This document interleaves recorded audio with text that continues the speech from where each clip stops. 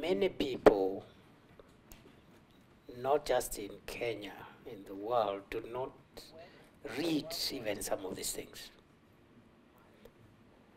They do not read those kind of things. And that brings me back to the question of what I had raised earlier on in terms of the nature of consent. Is it informed, deliberate, voluntary consent, or was it consent obtained by inducement and so forth and so on? And as much as I want to agree with the Honorable Kaluma that the current law could still help us, I still believe there are areas that we need to improve, including both the criminal offenses section and the elements of those offenses in either the act or the regulations, but I agree with him still. We have a lot of areas that we could implement and still achieve some results.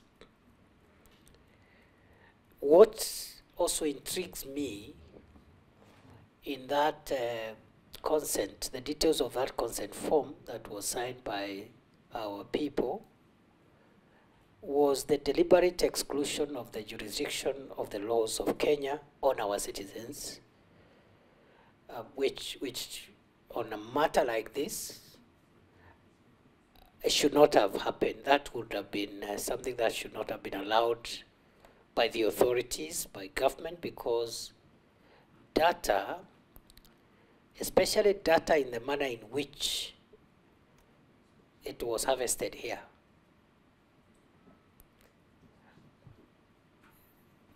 is citizen data is a sovereignty issue. It's a sovereignty issue.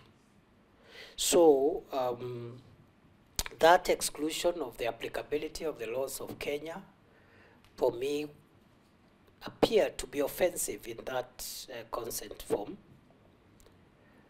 I've also been asked to tell the committee why it took us too long, since this entity appeared to have been operating, although indirectly,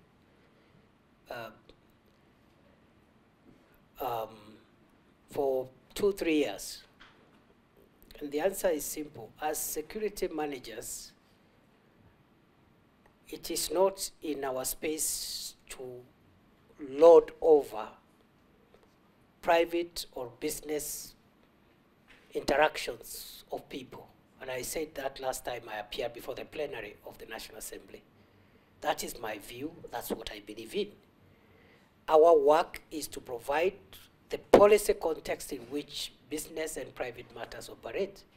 And unless something has been raised, either through a complaint or we have reasonable grounds to suspect those interactions are violating our law, that's when we come in. So for a long time, and